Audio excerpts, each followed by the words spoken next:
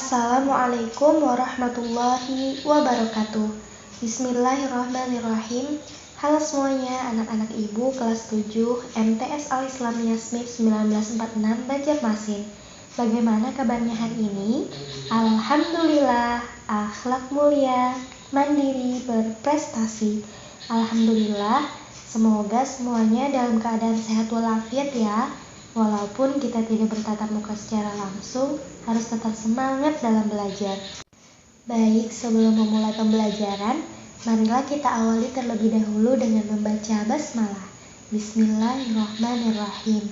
Semoga kita semua diberi kemudahan dalam belajar dan kita semua diberi ilmu yang bermanfaat oleh Allah Subhanahu wa Ta'ala.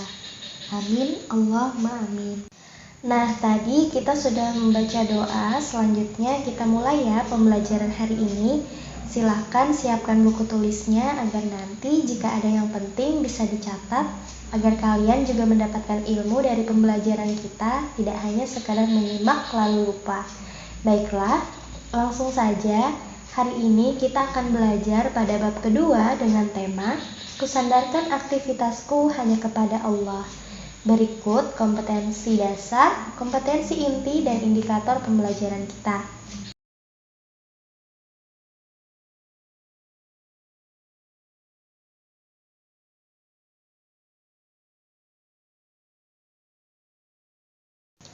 Adapun tujuan pembelajaran kita meliputi yang pertama, membaca Quran Surah Al-Fatihah, An-Nas, Al-Falaq, dan Al-Ikhlas dengan fasih dan tartil. Yang kedua, menerjemahkan Quran Surah Al-Fatihah, An-Nas, Al-Falaq, dan Al-Ikhlas. Yang ketiga, menghafal Quran Surah Al-Fatihah, An-Nas, Al-Falaq, dan Al-Ikhlas.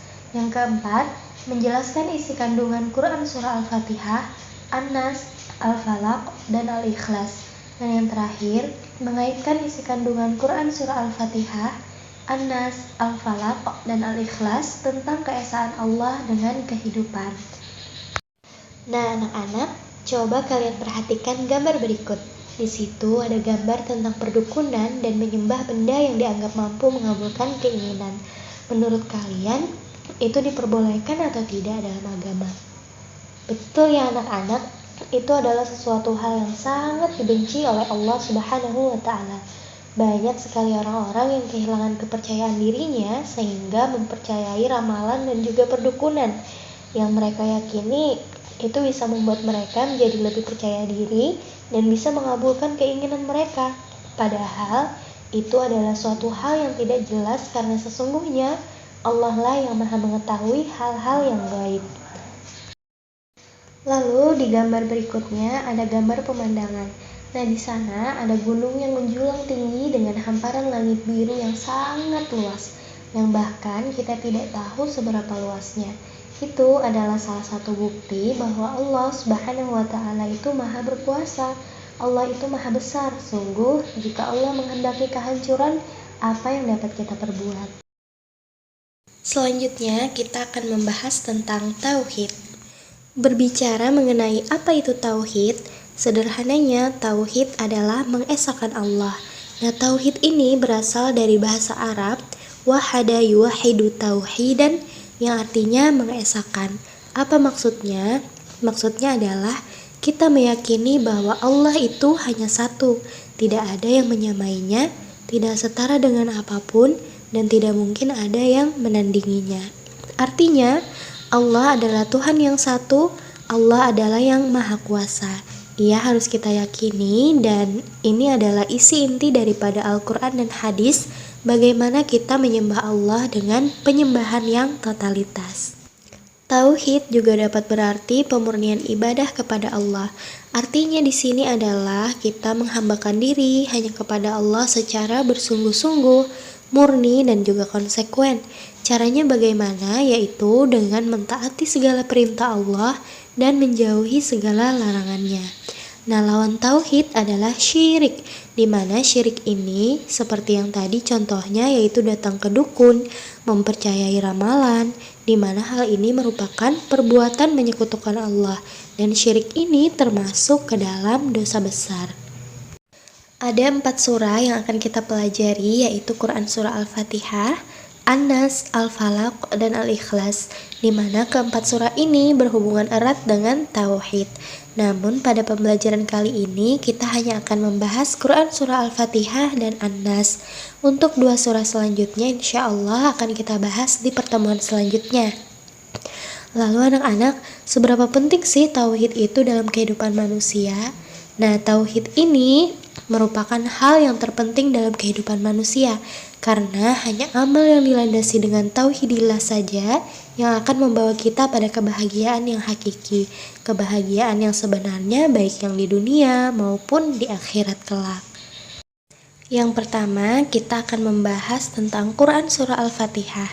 Nah, kita baca sama-sama dulu ya anak-anak. A'udzu billahi minasy syaithanir rajim.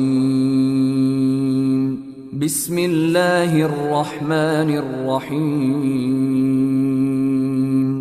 Alhamdulillahi rabbil alamin. Ar-Rahmanir Rahim. Maliki yaumiddin. Iyyaka na'budu wa iyyaka nasta'in. Ihdinas siratal mustaqim. Siratal ladzina an'amta 'alaihim ghairil maghdubi 'alaihim waladdallin.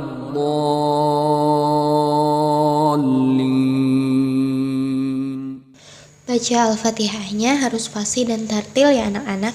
Karena kalau baca Fatihah ada yang salah, itu tentu dapat merubah arti. Bisa jadi nanti sholatnya malah tidak sah. Nah, oke anak-anak, di dalam surah Al-Fatihah ini, Allah menyebutkan sifat-sifatnya yang maha penyayang, yang maha pemurah. Nah, segala puji bagi Allah, Tuhan semesta alam.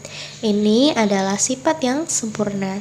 3 ayat pertama dalam Quran surah Al-Fatihah ini mencakup makna-makna yang terkandung di dalam Asmaul Husna. Ajaran tauhid yang terkandung di dalam 3 ayat tersebut yaitu adalah sifatiyah atau asma dan sifat. Artinya, kita meyakini bahwa Allah memiliki sifat-sifat keutamaan, bahwa Allah dengan segala sifat tersebut telah mencurahkan segenap kasih sayangnya kepada kita, menciptakan dan mengatur alam semesta. Nah, dialah yang maha penguasa alam, sehingga hendaknya kita mengakui dan meyakini serta memuji kebesaran Allah yang telah menciptakan kita. Nah, jadi kita harus yakin, jangan sampai kita merasa bahwa Allah itu tidak adil. Tidak boleh ya anak-anak. Allah menyayangi kita asal kita yakin dan berprasangka baik kepada Allah, karena Allah sebagaimana prasangka hambanya.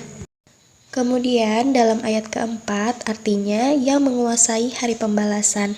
Nah, ini harus kita yakini, kita hidup di dunia dan setiap apa yang kita lakukan di dunia ini pasti akan mendapatkan balasan di akhirat kelak. Kalau baik pasti akan dibalas dengan surga, sedangkan kalau kita berbuat kebanyakan dosa tentu akan dibalas dengan neraka.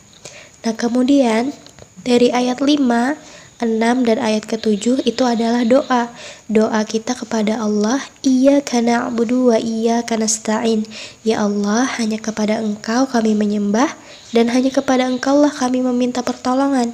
Jadi bukan kepada siapa-siapa ataupun benda lain yang dianggap memiliki kekuatan. Kita menyembah itu hanya kepada Allah dan meminta pertolongan juga hanya kepada Allah.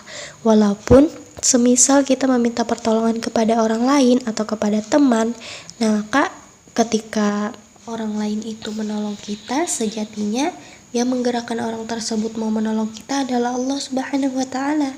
Nah, kemudian pada ayat ke-6 artinya, tunjukkanlah kami jalan yang lurus. Kita meminta agar senantiasa diberi hidayah oleh Allah sehingga kita selalu yakin, selalu berada pada jalan yang benar. Jalannya siapa itu? Siratal ladzina an'amta 'alaihim ghairil maghdubi 'alaihim waladdallin, yaitu jalan orang-orang yang telah Engkau beri nikmat oleh Allah. Siapa itu? Yaitu para nabi, para rasul, dan orang-orang soleh. Bukan jalan mereka yang dimurkai dan bukan pula jalan mereka yang sesat. Siapa orang yang dimurkai dan siapa orang yang sesat itu? Yaitu orang-orang yang tidak mengenal Allah, orang yang musyrik. Na'udzubillah.